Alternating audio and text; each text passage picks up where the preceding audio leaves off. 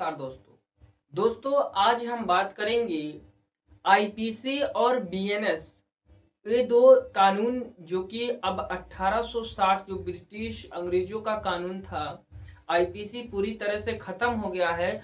अब भारत में बीएनएस अधिनियम 2023 लागू है। इसमें कौन कौन सी समान धाराएं हैं, आज उसके बारे में आपको चर्चा करेंगे और बहुत ही बारीकी से बताएंगे, जो कि मैंने बोर्ड पे सब कुछ लिख लिया है और आपके ही भाषा में हिंदी लैंग्वेज भी, और बहुत ही अच्छी तरीके से मैं बताऊंगा कौन कौन से धाराएं हैं, एक समान है, अब खत्म कर दिया है, और कौन से उसके संदर्भ में कौन सी धाराएं लागू है। आइए मैं बताता हूं दोस्तों। यहाँ पर देखिएगा विषय है और यहाँ पर आईपीसी है 1860 वाला इंडियन पैनल कोड, और यहाँ पर 2023 अधिनियम वाला जो धारा है बीएनएस भारतीय नागरिक, जो कि यहाँ बीएनएस लिखा है ना, भारतीय नागरिक संहिता। ठीक है, ये जो धारा है बीएनएस आप लोग जानते ही हैं, मैंने बताया है अपने वीडियो में।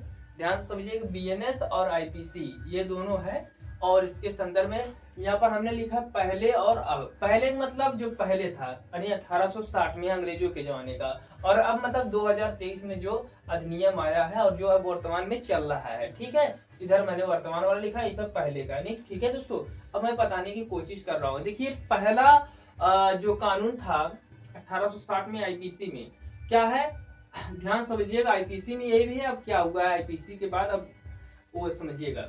देखिए हत्या की सजा।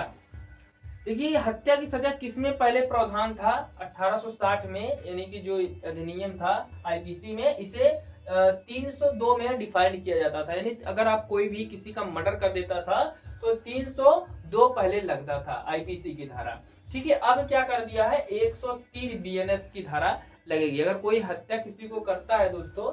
ठीक है, धारा 103 लगेगी दोस्तों, ध्यान समझिएगा। अब आ जाता है दहेज मृत्यु के लिए सजा। दहेज मृत्यु के लिए सजा क्या दिया गया भैया, 304 बी। 304 बी पहले आईपीसी में यही था 304 बी, अब क्या हो गया बीएनएस में 80। ध्यान से समझिएगा। अगला कानून का चोरी की सजा।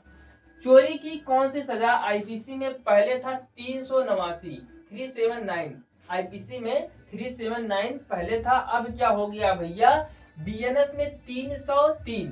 ठीक है, बीएनएस की जो धारा लगेगी अब अगर कोई भी चोरी की सजा पे प्रावधान कर दिया 303 धारा लगेगी। ठीक है दोस्तों, अब क्या है बलात्कार की सजा, यानी जो पहले रेप वगैरह कर देते थे लड़कियों के साथ, जो कि यौन हिंसा कर देते थे, तो क्या लगता था पहले, क्या लगता था आईपीसी में धारा 376। बहुत ही चर्चित छिनराई वाला धारा है दोस्तों, धारा 376 दोस्तों ये लगता था जो लवंडे कर देते थे दोस्तों। अब क्या लगेगा बीएनएस की धारा 64 लगेगी। क्या दोस्तों लगेगी बीएनएस की धारा 64 लगेगी दोस्तों।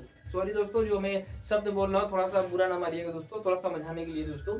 ठीक है, धारा जो कि 376 वाला जो बलात्कार वाला है, अब बीएनएस में क्या आ गया 64 हो गया दोस्तों, ध्यान समझिएगा। अब है धोखाधड़ी। क्या लिखा है धोखाधड़ी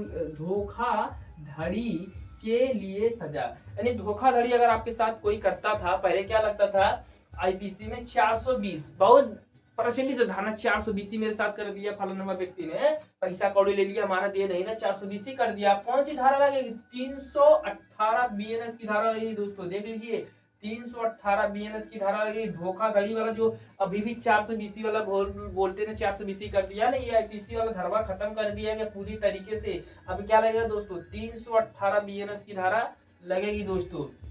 अब यहाँ समझिएगा, पहले ये सारी धाराएं थी, अब मैं बता रहा हूँ ये आ गया है। अब समझिए पति द्वारा क्रूरता का शिकार महिलाएं, अगर कोई भी पत्नी अपने पति से क्रूरता के शिकार हो गई हैं, पहले जो धाराएं लगती थी बहुत ही, जो कि बहुत आम बोलचाल में दहेज वाला धारा बोला जाता था, दहेज वाला जो कि 498 498 बहुत ही ज्यादा महिलाएं इस पे ठोकती थी अवैध तरीके से, बहुत सही था गलत था, ये बहुत चर्चित ये भी धारा है 498 ए। ठीक है, 498 ए धारा जो कि अब क्या हो गया बीएनएस में 85, बीएनएस में ये धारा क्या हो गया 85 दोस्तों, ध्यान से समझिएगा। आगे देखते दोस्तों, अब क्या है आपराधिक षड्यंत्र के लिए सजा। अगर कोई आपको मारने पीटने के लिए यानी अपराध में संलिप्त होता है, मारने पीटने की आपको जुआड़ बनाता है, इसको फलनवा को मारना, इसे मारना, गोजी डंडा से मारना, अगर कोई भी षड्यंत्र बनाता है, क्या कर रहा है, आपराधिक षड्यंत्र के लिए सजा यानी बनाता, उसमें सजा पहले क्या लगता था 120 बी, पहले क्या लगता है 120 बी आईपीसी में, अब क्या हो गया है, अब हो गया 61, बीएनएस में क्या हो गया, ये धारा 61 हो गया। दोस्तों इतने सारे धाराएं हैं जो कि हमने आपको आपके व्यवहारिक भाषा में हिंदी लैंग्वेज में बताया दोस्तों, और बहुत ही अच्छे तरीके से समझाया। अगर वो कोई भी दिक्कत है दोस्तों कमेंट करिए, चैनल पर नए चैनल सब्सक्राइब करिए। ऐसे में कानूनी जानकारी बहुत ही सरल व्यवहारिक भाषा में यही चैनल पर लाऊंगा। चैनल को बस सब्सक्राइब करें, कमेंट में अपनी राय अवश्य दें और ज्यादा लोगों के पास शेयर करें जो कि जागरूक हो सके। जय हिंद।